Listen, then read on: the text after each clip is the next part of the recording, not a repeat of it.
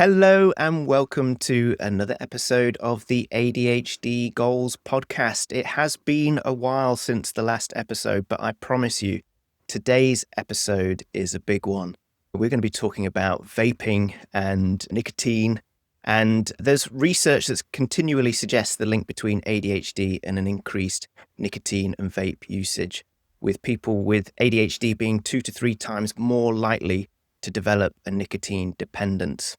And this is due to a number of factors associated with ADHD, such as impulsivity and a tendency towards novelty seeking. And in short, the constant release of dopamine from vape and cigarette smoking being extremely appealing to ADHD brains. To talk about this topic today, I have a fantastic guest for you. His name is Dr. Marc Picot, and he is a practising GP, a vaping expert, and the author of The Last Puff, a practical guide to quitting vaping for good, which offers actionable strategies to help break free from nicotine dependence. So, Marc, welcome to the show. How are you doing? I'm doing good. Thank you, Laurence. Appreciate you having me on. And I'm looking forward to the podcast. Brilliant. Well, this is a topic that I know will appeal to a lot of ADHD listeners.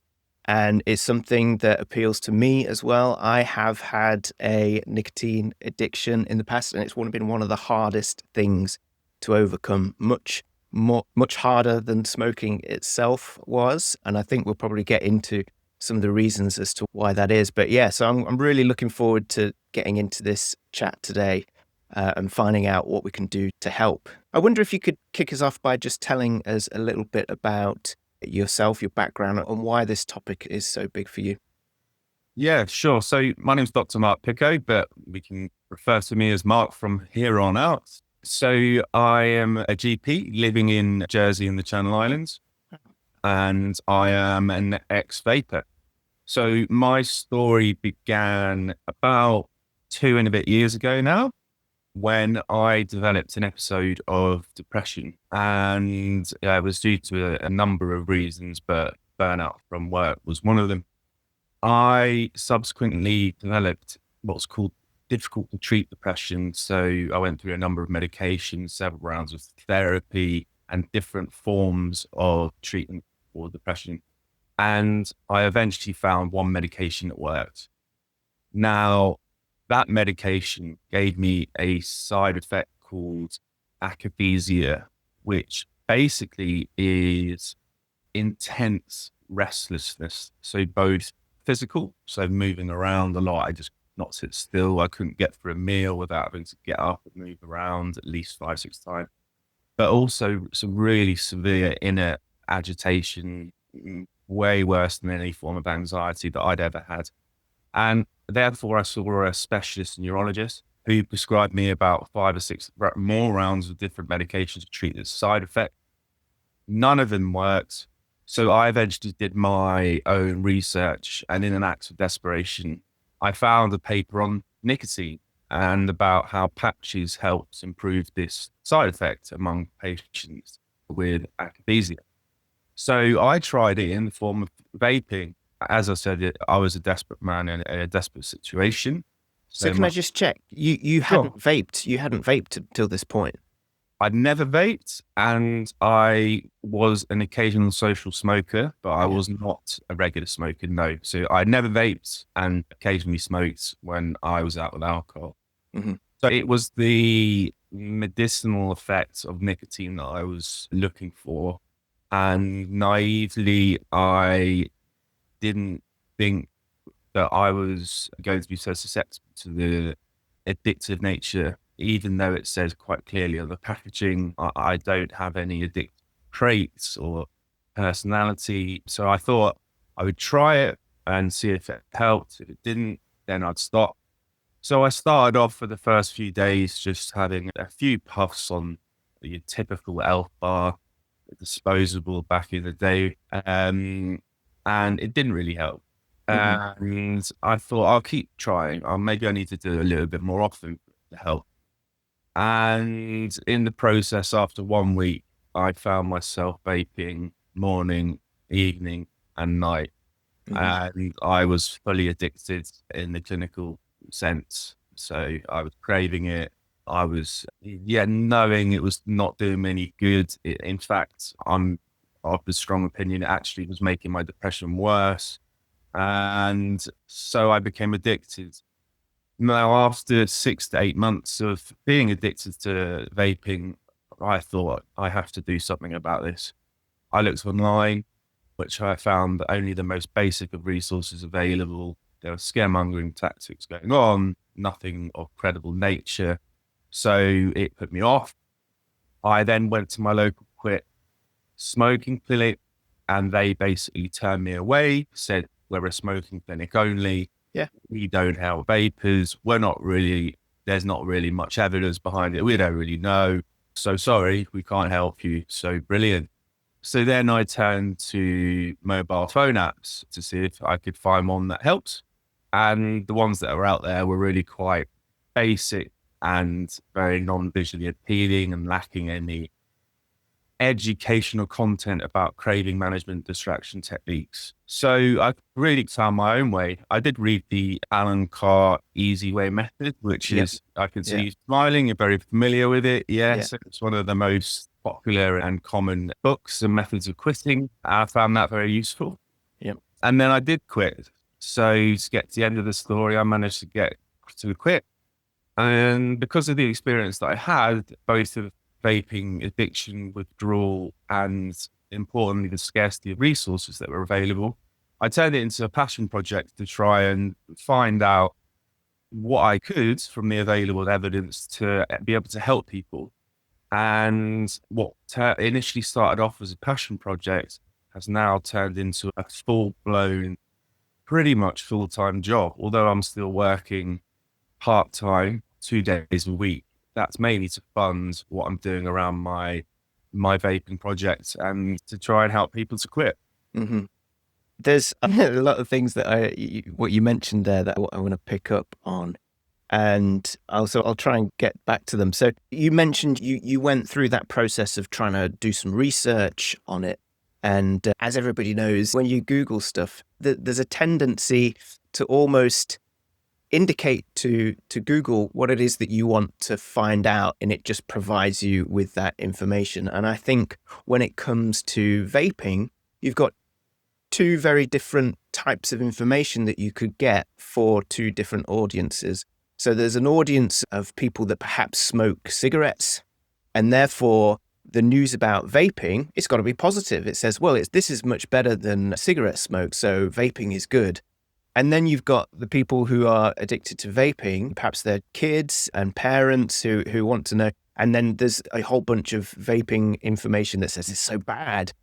I can understand that it becomes very difficult to then know what is the truth about vaping, what are the actual facts. And I think the truth is there doesn't seem to be enough information about trials that say what the truth is about the long-term effects of it. And I wonder if you have anything that you might be able to share with us on that, about what you found out.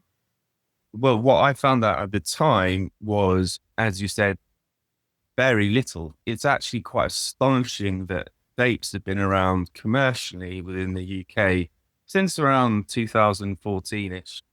And so when I was going through withdrawal, it would have been 2023. So we're talking 9 years on.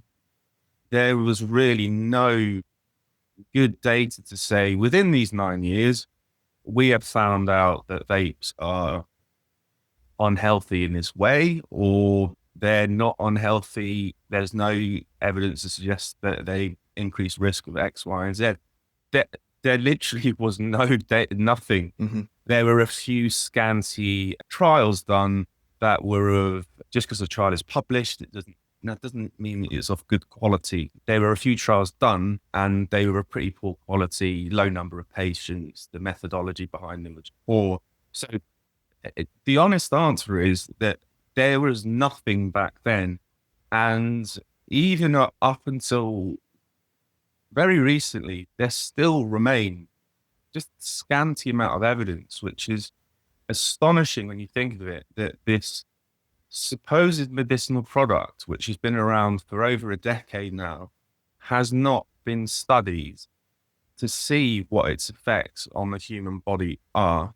And when we think that if we look at the statistics, around 8% of the UK population vape daily. So we're talking around the 5 million mark. So that is a hell of a lot of people who are vaping. There's 86 million in the whole world that vape regularly. That is an astonishing amount for researchers across the globe, including the UK, not to actually study it to see what its effects on the human body are, so that we have some reasonable conclusions as to the harm profile that vaping has. However, there is a recent study been done that is what is called a meta-analysis. So I don't know your understanding, and I apologize if I'm teaching you. No, go for it. But explain it for the audience so that For the audience, a meta-analysis means it's a study of a large group of studies. It's a study of studies, basically. And we have a ranking list in medicine or research that goes from what's called anecdotal evidence, which is just a doctor says that they've seen a case of, say, lung disease from smoking. That's at the very lowest level. Now, at the top level comes a meta-analysis.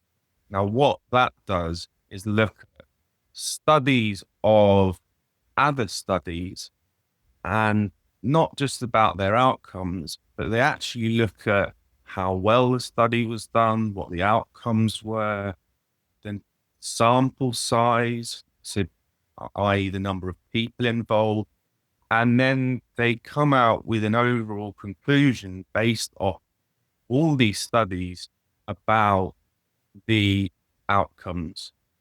So in summary, there was a meta-analysis done of over 100 studies on vaping. So I said there wasn't much done, but the actual quality of that evidence and what we call power of that evidence, as in how well does this study correlate with the conclusion. So a high-powered study means that it's got lots of numbers of people in.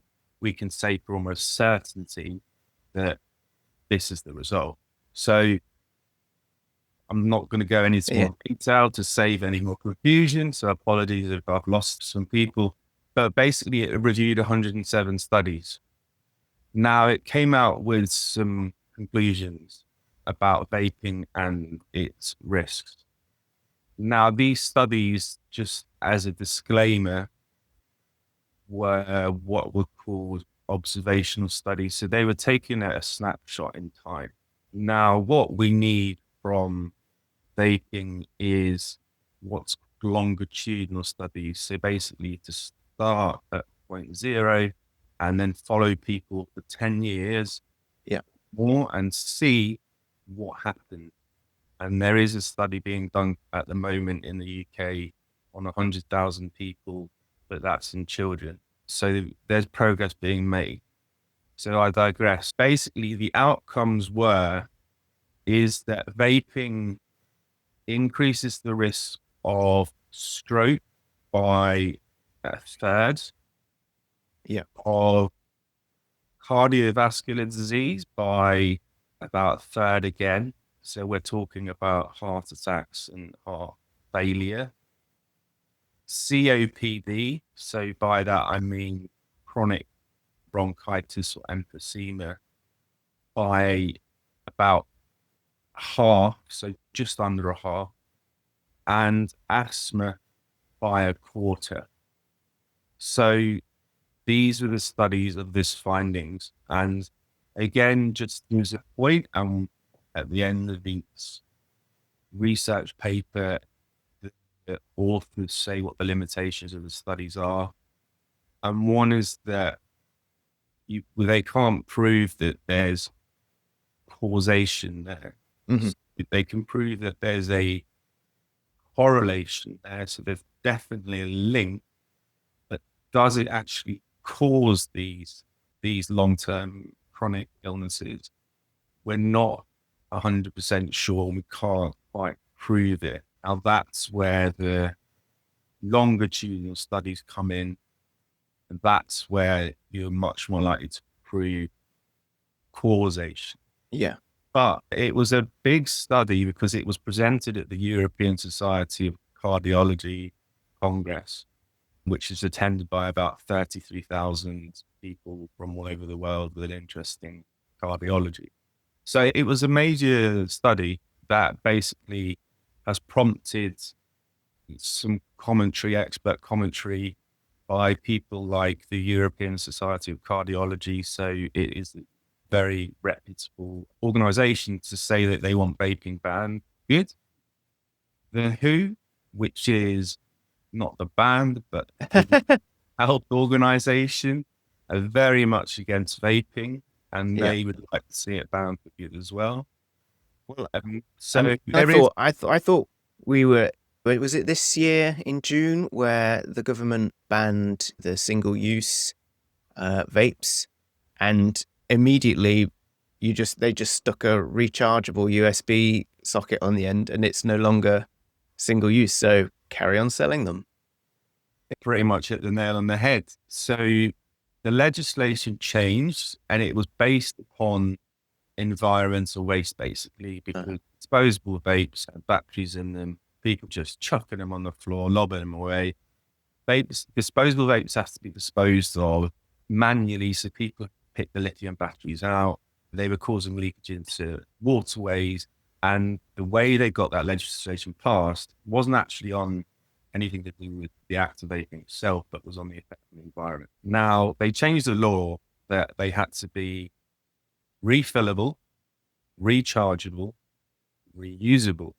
So, of course, to be rechargeable, stick a port on the bottom. To be reusable, all you have to do is they now come with these little pods, pre-built pods. Once you're done with them, you put in your new little pod. They look the same, they're marketed the same, they've got the same nicotine in them, the same vape juice in them. For all intents and purposes, they're exactly the same. And vape companies have well and truly got one over on the government on this one. And they're priced exactly the same. So despite the fact that they are rechargeable and reusable, people are just going to buy them as single use because it doesn't affect their pocket. And the cost to actually buy the new pre-filled pods is you buy them two at a time is roughly the same as the cost of buying a new vape. So are people going to can keep it? And I strongly suspect not. Yeah. So I think the impact that it has on the environment may be marginal. There may be some effect, but the impact it's going to have on people using those disposable vapes is going to be negligible to none. Yeah. Yeah. So you mentioned there from the studies that are available and some of the insights that have come from those, you've mentioned some of the, what let's call them like the physical side effects of maybe sort of long-term illness, which when read out, it should be cause for concern. But as you and I know, and the listeners know, if you have ever smoked or vaped, the short-term release or perceivable benefit to you in that moment to reduce a craving is far more impactful than the threat of what the long-term effects are. You think, well, I'll quit before that becomes a problem. And I suppose really what is happening there is more how our brain perceives what nicotine and vaping is doing for us. I wonder if we can talk about how the brain works and more specifically, how the ADHD brain is far more susceptible to vaping and nicotine addiction. Sure. You're exactly right. One of the things I didn't mention is so that was the physical risks and the mental health risks, which are far more studied because of the fact that smoking's been around for a long period of time. And there is good evidence that smoking causes increased risks of mental health, about twofold. Things like depression, anxiety, OCD. What in smoking causes that?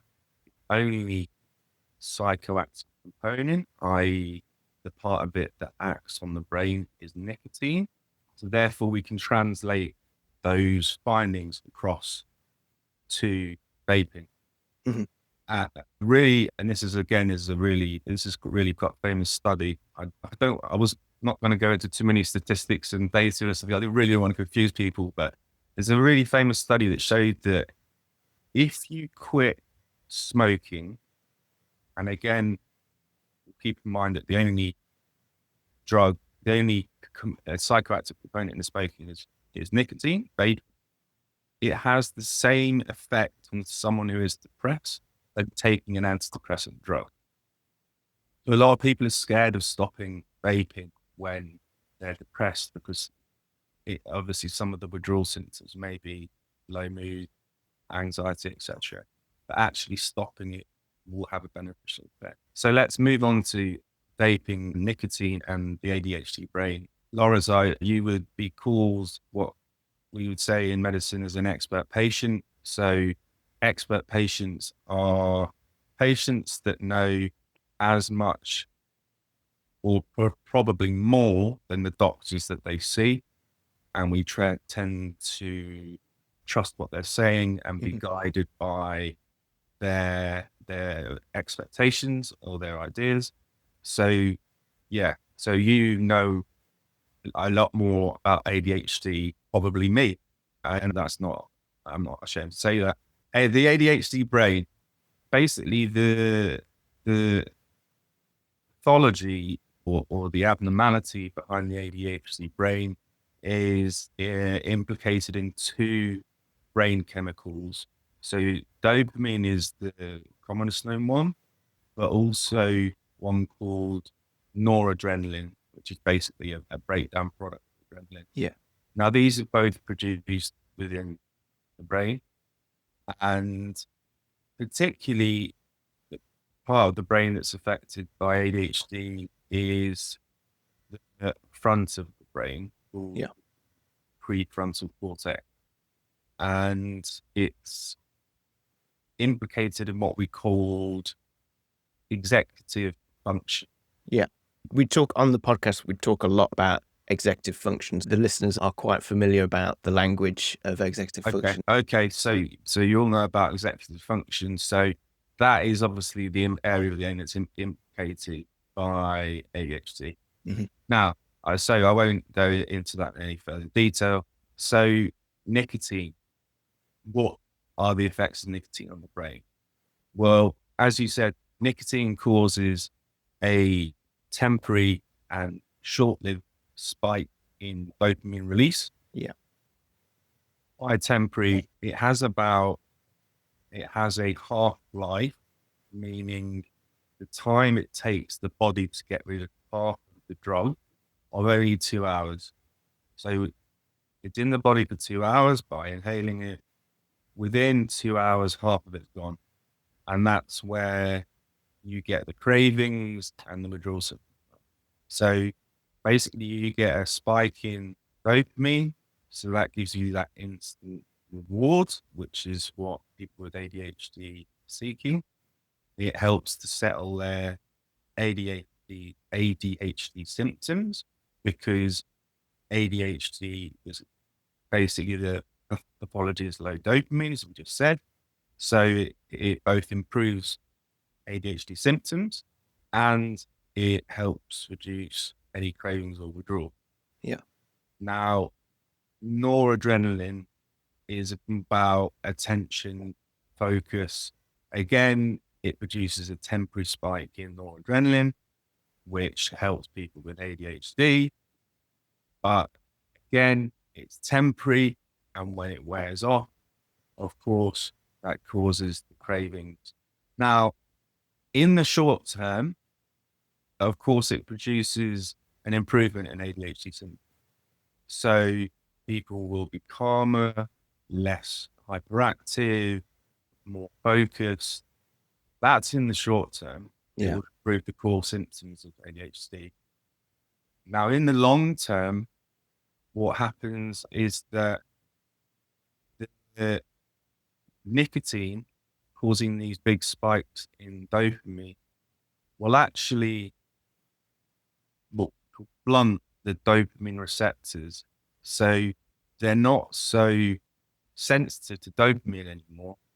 So the actual dopamine, natural dopamine that's produced, the dopamine receptors, they're not so sensitive to it, so they don't absorb it into the brain. And same with the noradrenaline as well. Just to pick up on that, so the dopamine receptors over time with nicotine use become less receptive to receiving dopamine. Is that Correct. correct? Yeah, All right. Okay. So correct. just to sort of translate that into sort of if there's regular listeners of the podcast, then I do talk about dopamine receptors a lot, and the fact that within an ADHD brain, there are fewer dopamine receptors than there are in a neurotypical brain, meaning that we are less able to refuel that part of our brain that deals with executive functions, allows us to focus, allows us to make prioritization, organization, all these sorts of things. So we're already at a disadvantage when it comes to reboosting our dopamine. And so what is happening is that over time with nicotine use, you're feeling like you're getting an ADHD boost, like it's improving those symptoms. But what's really happening is that over time, it's actually making those fewer dopamine receptors that you have less able to recharge with dopamine over time. That's crazy. Because, I mean, one of the other things as well, I mean, that we've mentioned before in terms of like the dopamine baseline. So you talk about the spike that nicotine and caffeine and alcohol that those can have, is that also what happens is if you give like a child like a really sugary drink, that they'll have like this big spike, but then after that big spike, there comes a massive crash, and that goes lower than where you were in the first place. And whilst we think that we're getting an improved sense of how we feel, like we're actually again reducing our dopamine baseline, which is effectively where we're at a disadvantage as already. So it's mad how the brain can trick us into thinking, no, this is what we need. This is what we need. And that is both the implications of addiction in general. So in people without ADHD, like myself, addiction in general will trick you into thinking that's what you need. It produces those cravings, those you get impulsive in a way, and that you have to go out and buy one, even though you know it's going to cause you harm, and the withdrawal symptoms. So I would add one further thing to what you just said, Laurence. So your dopamine receptors are already low. Over time and chronic use, your symptoms are likely to get worse because of dopamine receptor blunting. Secondly, you're more susceptible to withdrawal symptoms because of the baseline levels of dopamine. And thirdly, for those of you, and I don't know if you aren't, Laurence, and people with ADHD on medication, it has an implication. The implication being is that nicotine basically affects the way that ADHD medications work. So ADHD medication in the main, obviously, both increase baseline levels of dopamine and more adrenaline, and help release from the synapses, basically, so brain connections. Now, nicotine obviously is blunting these receptors, and it's stopping the dopamine and noradrenaline that the medication is helping produce from taking up the neurotransmitters, the chemicals. Sorry, I'm aware of it for a second there. So what's the implication?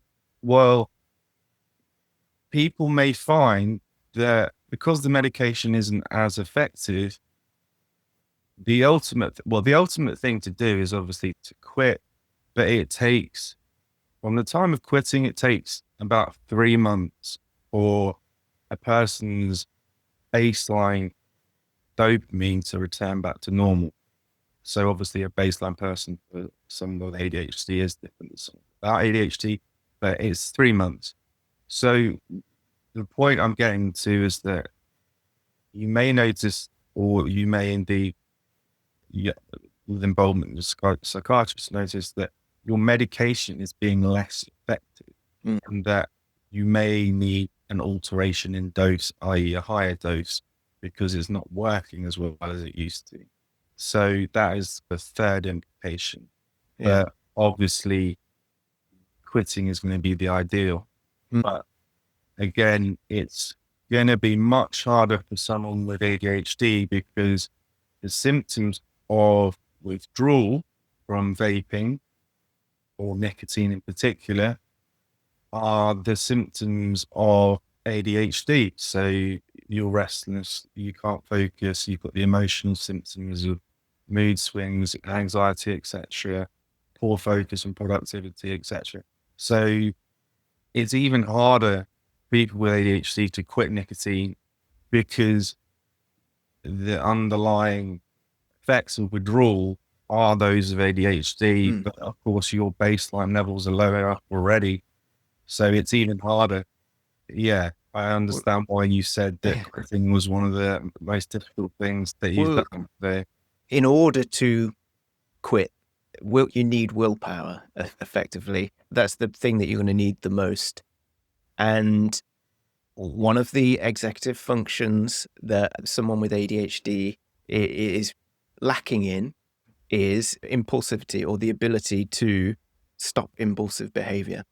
And what's happening when you are vaping is that you're reacting to those impulses. And as we sort of discussed, like before we came on air, it's not like smoking where maybe you live in a household where people don't want you to smoke. So it's easy to not smoke all the time because, it's going to make a smell in the house. But with vaping, you can smoke in the house, you can vape in the house and people aren't going to smell it. They might not smell it on your clothes. You may even have it by your bed and you wake up in the middle of the night and you vape. And people often talk about willpower. You've got to exercise it like you do in the gym and it gets stronger over time. If you have been vaping chronically where your willpower is zero, then it's going to be extremely hard to muster up that willpower in order to start the process of quitting. Yeah, so willpower is very important. I would absolutely agree with you on that. But it's going to take a lot more than willpower alone. So again, from smoking, we know that people who use willpower alone, only 5% of them will be successful. Other 95% will either not be successful, will have an early relapse. So it's about developing healthier coping strategies rather than vaping. So a lot of people will vape because of stress or to help with underlying mental health issues like anxiety or low mood. They might do it just purely out of boredom. They might do it because it's become habit more than an actual pleasure. As you said, it's because it's so more accessible.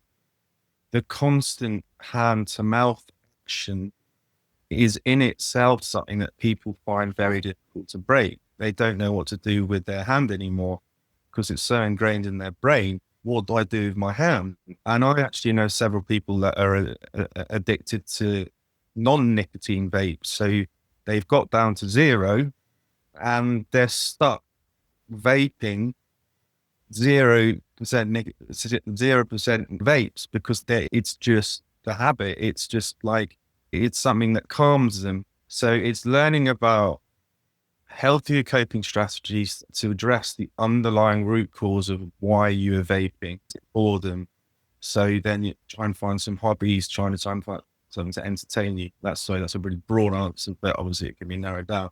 If it's stress, learn stress management and coping strategies. As increasing the dopamine in your day, short bursts of exercise, or me and you both have dogs, playing with a pet, there's a little spike in dopamine. So it's all these things that just naturally boost your dopamine. So willpower, yeah, very important. You're not going to succeed if you think this is going to be easy, but developing those healthier adaptive coping strategies is also incredibly important. So you mentioned in that boredom, stress and habits, and I want to touch upon on the habitual nature of it, as you sort of mentioned. In a lot of times during the ADHD Goals podcast, I've mentioned, I don't know if you're familiar with the Chimp paradox. It's basically this concept that talks about system 1 and system 2 of the brain. The prefrontal cortex is the part of the brain that manages the executive functions quite well and makes decisions like adulting decisions that we need to get through our day. And then in the absence of that, we've got this autopilot, which is our chimp brain in this analogy. And that basically is our fight, flight, and freeze mechanisms. It's there. It's much stronger to react because it needs to save our life effectively. But it's also very efficient when it comes to habits. So, for example, if you're learning to drive, if you've never driven before, it's going to take a lot of attention and brain power. But after a month or 6 months or a year after passing your test, it becomes a habit. And it transfers from the one system into the other system where it becomes something that becomes a habit. And therefore, with ADHD, because we haven't got enough dopamine to power that prefrontal cortex the whole time, means we're most of the time, the chimp is on autopilot. And so, therefore, when we create bad habits, we are susceptible to the fact that the chimp is in charge. And what's going to help us is not fighting against the bad habit, but maybe trying to use the chimp that we've got, because it's going to be there all the time, and maybe replace it with good habits and teaching it that this new habit can actually help us. And maybe so understanding, like you say, stress and boredom, analyzing our behaviors and try and see if we can target specific things and replace those behaviors with better ones. Yeah, sure. That I'm aware of. That book's written. I can't remember what he's saying.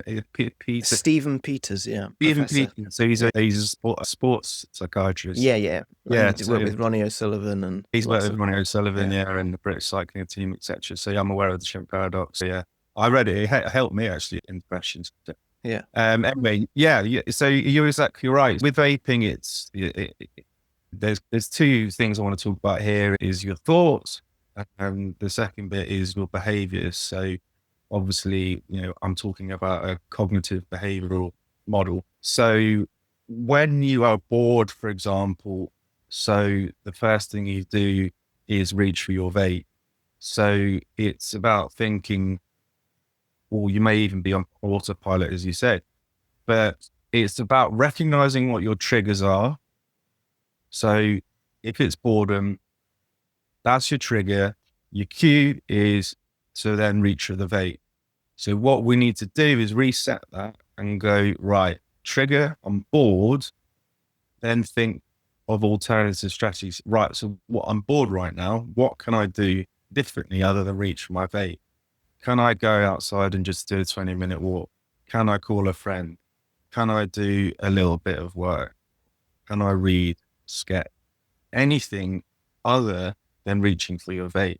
So it's about identifying your own individual triggers and then coming up with alternative coping strategy. So it may not be boredoms, don't really know how to describe it, but say stress or anxiety, that's more of a cognitive thing or an emotional cue. So it's thinking, I'm really stressed right now, or I'm really anxious or panicked, I need to vape. It's about, then in that situation, it's about reframing those thoughts, thinking, right, okay, I'm feeling really stressed and anxious right now. Okay, my normal behavior is going to be reach for the vape. How can I reframe my thought to try and help reduce my stress and anxiety that I either don't need to reach for the vape at all, or I can carry out one of these behavioral activations that is more of a healthier coping strategy. So it's about identifying the triggers are really important and then replacing them with healthy coping strategies, whatever that may be for you. So it's obviously very important to tailor it to each individual person. So it's essentially like short-term tactics and long-term tactics, as in when you get that urge, what are you going to do in the short term, that instant to fight the urge? but then over the longer term, and you use the word reframing, is sort of just educating your subconscious about what's happening. And that reminds me about, you talked about the book, the Alan Carr method. And I remember reading that, and I wonder if you could describe it to me, but it's very much like a reframing. Cover to cover is talking about what's going on, why people smoke. And it's quite an interesting psychological read about why people smoke. And it really keeps going, it keeps going, it keeps going. So the Alan Carr method is a really quite a unique method, because it actually encourages you, whilst you're reading the book, to actually carry on smoking or vaping. But whilst you're reading the book, it's teaching you about what you're going to do when you set a quit date to stop. Because in the meantime, you vape away freely. And it actually talks about, again, it talks about these two sort of, can't remember exactly what he describes it, but these two characters similar to the Chimp paradox. Mm-hmm. One is more of a bigger voice, and one is more the internal voice. The bigger voice is the kind of like the nicotine speaking, and the internal voice is like your own. And it is quite an interesting way of doing it, because it actually, it teaches you, by the time you get to your quit date, to really actually hate vaping. He really pushes it that you hate vaping. It's disgusting. Every time you pick up a vape, it's really pushed in that kind of sense, that you're reframing that it's no longer a friend or a temporary relief. It's an absolute enemy. Yeah. So that's the way that the Alan Carr method works. And it is a willpower method, because it's a cold turkey method when you get to your quit date, and then you carry out the psychological techniques that they describe in the book, basically. It is, as a sort of reframing exercise, I really recommend it, because it does make you think as you're reading it. Like, the longer it goes on, you're like, this is completely stupid. Smoking or vaping is insane. Yeah. But just to go back to something you said at the beginning, you talked about the quit clinics, and them really only being available for smokers. I mean, I did it as well. I contacted my doctor and said I want to quit vaping. And then they put me through, and this is the thing, you get passed off to another department somewhere else, and they don't know that you've asked that you want to stop vaping. So there you get an interview there, and they say, oh, well, you want to stop vaping? Well, we just recommend people vape because we assume you're trying to stop smoking. And then they go, well, there's nothing really we can do about it. So what was your experience with that? And then how does that lead into what you've put together as a help to stop quit vaping? Yeah. So we discussed before we were on air, is that I live in Jersey in the Channel Islands, so it's really quite a small place. So we only have one stop smoking clinic, and they were the ones that I approached. And I had exactly the same experience as you, Laurence, is that they said, well, the smoking clinic, the reasons they came up with was, some were practical reasons like, well, we don't know much about vaping, so sorry, we can't really help. Others were more of a bureaucratic reasons like, oh, we're only funded or commissioned for smoking. We can't help vapers because then our smoker wait list will go up. So they turned me away. Across the whole of the UK, there is a handful. When I say a handful, I'm probably only aware of literally a handful, probably about 5. I know that there's one in Bath. I think there's one in Sheffield. There's only one for children, specialised in children, and that's in Alderhay in Liverpool. So they are very few and far between. So this is why I sort of wanted to start what I was doing. So I founded this project called Vape Escape. So basically I wanted to provide some services and products to those looking to vape. So my website itself has got lots of helpful and credible resources on there. So links to external resources that people can look at for advice, education. I think education is actually really important. Without the underlying education and an awareness, then I think people will continue to vape. So once you've got that, then you can move on to the actual treatment phase. I write blog posts regularly, at least once a week. So there's lots of blog posts on there, not just for people looking to quit vaping, but for parents of children, for schools, for healthcare professionals, and up-to-date evidence I summarize as well. So there's lots of information from there. I've authored, as you said, a book called The Last Puff, which is an ebook, but it's also out on Amazon. So that was basically, I've come up with my own sort of Alan Carr method, because there's nothing really of substance. So there's a combination of CBT, a bit of acceptance and commitment therapy in there, a bit of sort of mindfulness-based CBT, and a bit of a mishmash of, I just put something together, but it worked for me. And after speaking to countless vapers, I was just getting their personal stories about identifying the underlying problem. I also have an online course that I've written as well that people can access on my website, which is vapeescape.org.uk. Will be a link in the show notes. Perfect. Okay. I do coaching myself. So I coach individuals, and I also work alongside a team of 5 therapists, addiction therapists, and I've personally trained them about vaping itself, because not many therapists are aware. The final thing, and the thing I've been working on for a long time, is my mobile phone app, which is soon to launch in 2 to 3 weeks. It's already been approved in the Google store, just waiting for approval by Apple. And that will be out very soon, available to download. Yeah, so people can check that out. And it's like a pocket digital tool that they can have with them. It's got instant craving management advice on there. There's about 15 to 20 techniques that people can use. Again, it's got an education resources hub. It's basically a mini version of my website. And then there's things like motivational trackers on there, and a community, almost like a little Reddit with some subreddit on there as well.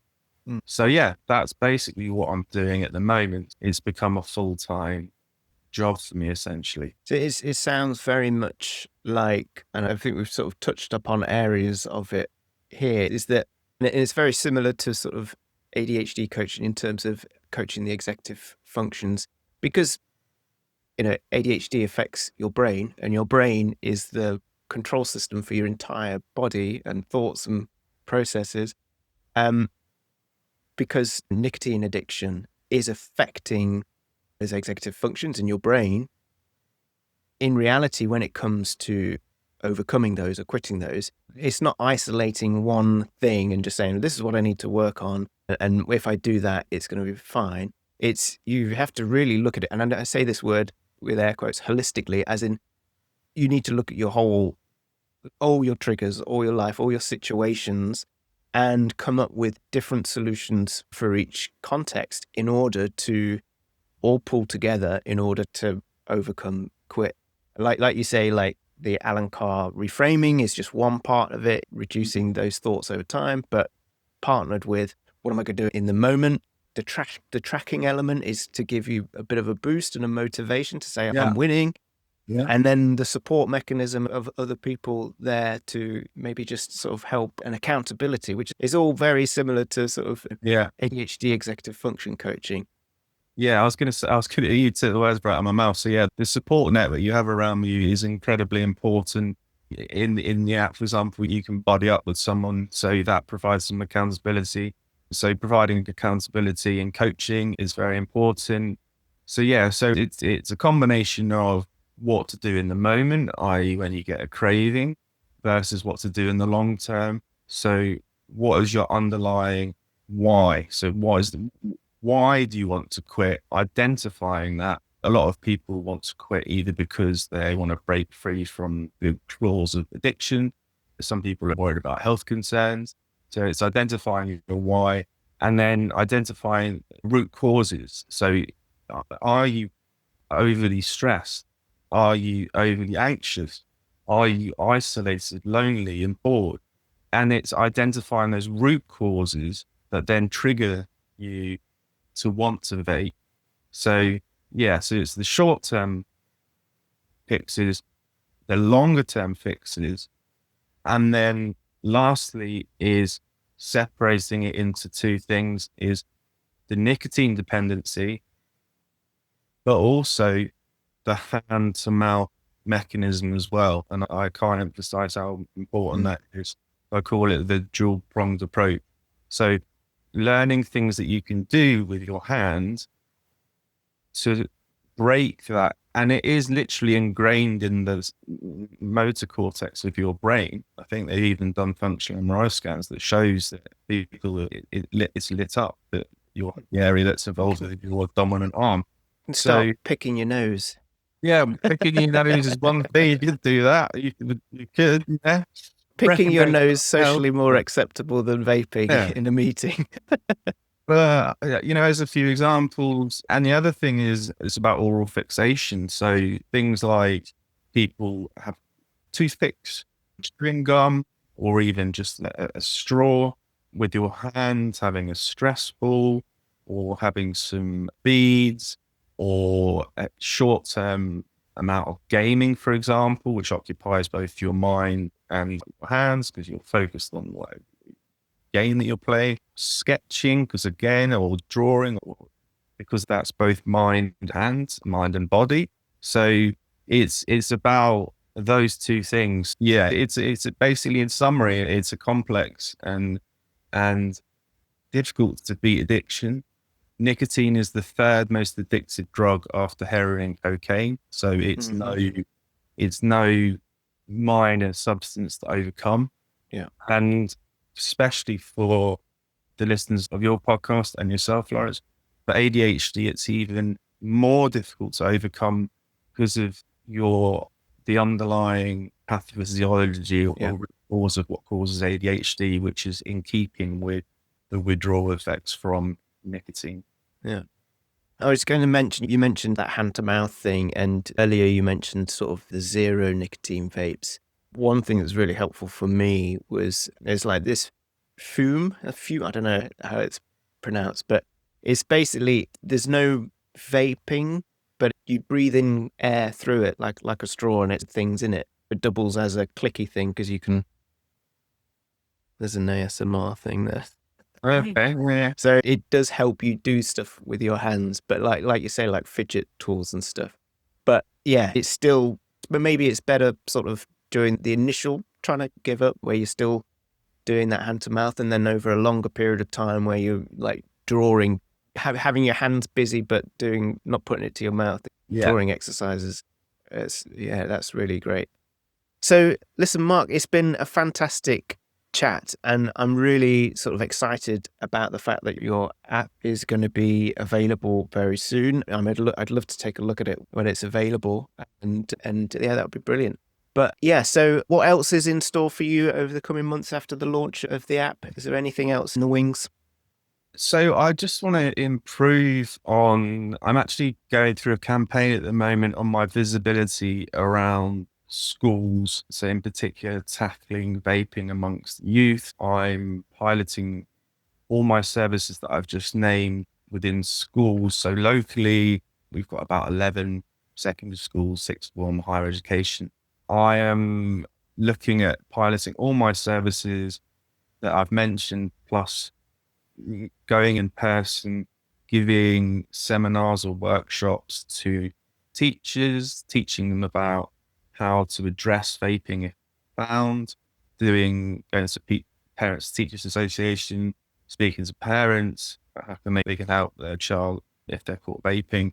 So I'm going on a youth drive, trying to increase the availability of help to you to overcome vaping, because there's some shocking statistics there. 25% of 18-year-olds vape regularly. And when we say vape regularly, it wasn't defined any more granular than that. But if you vape regularly, the third most addictive drug, you're most probably going to be doing it daily. 25% of 18-year-olds with a plastic brain that doesn't stop growing until the age of 25 is really not a good thing. I was going to ask you about that, and I'm surprised we haven't touched upon it until now.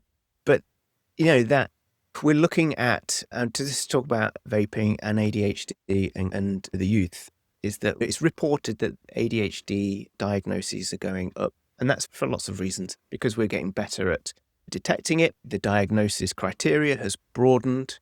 There's more studies about how ADHD shows up in females. So the platform for having ADHD has grown, but also we're in a part of our time where that dopamine baseline crashing. We've got far more things that are affecting that, as in people scrolling on their phones and reducing impulsivity. We've got vaping, etc. So what I'm trying to say is it's very difficult to understand what is an actual increase in ADHD diagnosis, as well as the effects on a neurotypical brain of things that will cause executive dysfunction. Like we just said, a crash in a dopamine baseline will have the same effect on a neurotypical brain, and it will mimic what ADHD looks like. Exactly. Yeah. And therefore, what we're seeing is maybe a rise in a lot of people having ADHD because we know what ADHD is, but also a rise in people having what looks like ADHD symptoms. And also, what I'm trying to go back to the thing that you just mentioned is what effect is that having on a child's brain where they are attacking their executive dysfunction or the dopamine crashing? What if it was a neurotypical brain to start with, and then they go through all these bad habits like scrolling on their phones and vaping? Is that going to have a long-lasting effect? There's definitely good level evidence that it indeed creates symptoms that are similar to ADHD, so impulsivity, but also it can cause them cognitive deficits. It can cause loss of focus, productivity, poor academic performance, mental health problems, and a gateway effect. By gateway effect, we mean a gateway effect to smoking, not to illicit substances. There's weak evidence about illicit substances, but to smoking. Funnily enough, in the UK, they haven't proved this gateway effect, but everywhere else in the world, pretty much, including Australia, where they showed it's 3 times more likely, Ireland, Scotland, let's say England, they haven't proved it. And America, it's shown that it leads onto this gateway effect where children who vape actually start smoking, which is pretty disastrous. So yeah, as I said, the brain continues to grow to the age of 25, and children in particular, because they're attracted to these point of sales vapes, the disposable ones that are now non-disposable because you've attached a charging port to them, they are the highest legal content of nicotine that you've got in there. So their brains are soaked in nicotine. And as I said, it leads on to these cognitive problems, poor academic performance, and leading on to things like truancy, behavioural issues. So yeah, it really does cause problems and long-lasting problems as well. In terms of the fact you mentioned before that nicotine dulls the dopamine receptors, and I just thought that I wonder if, whilst that brain is growing, if it's dulling the dopamine receptors, that it's not giving that brain enough chance to develop its infrastructure as it should. And therefore, somebody who had a neurotypical brain, by the time they've fully grown brain, it's not grown as much as it should have. And therefore, it sort of mimics the fact of what it would have been like if they've had biological sort of ADHD in the first place. Yeah.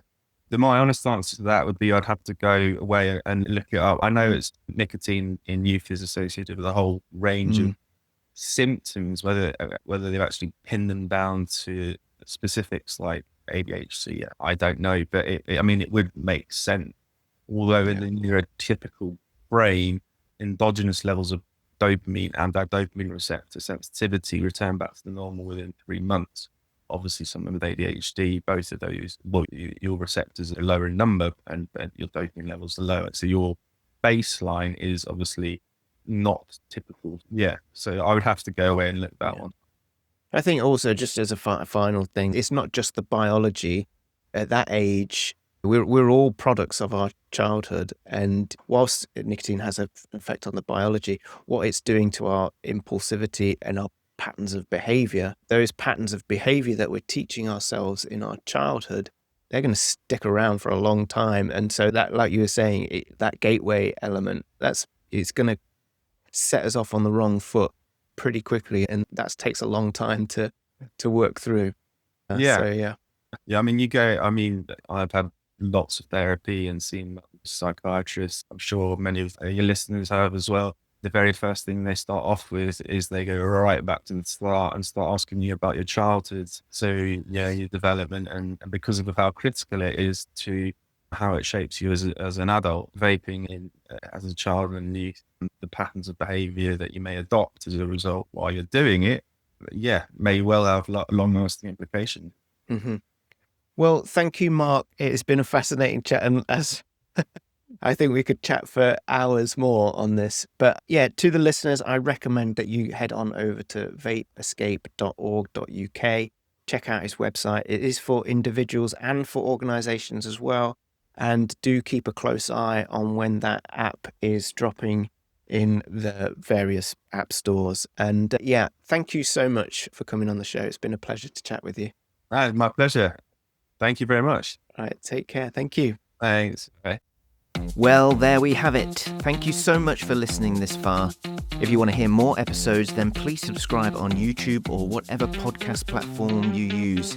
It really helps to spread the word. So if you know anyone this episode could help, then please share it with your friends. If you want to follow me on social media, I am on Instagram at ADHD_goals, and you can find me on Facebook too. If you want to get in touch with the show, then you can email me at hello@adhdgoals.co. And finally, if you're struggling to manage your ADHD and you would like me to be your coach, then please head over to my website and get in touch. Until next time, bye for now.